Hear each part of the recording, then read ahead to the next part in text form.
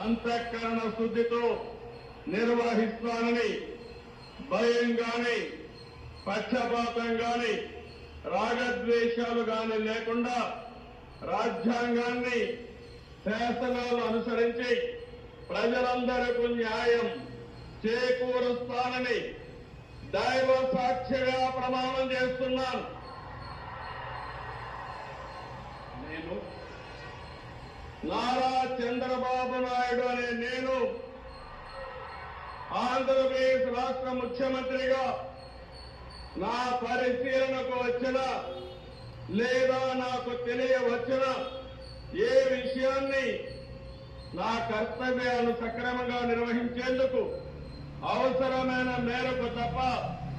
ప్రత్యక్షంగా గాని పరోక్షంగా గాని ఏ వ్యక్తికి లేదా వ్యక్తులకు తెలియపరచడం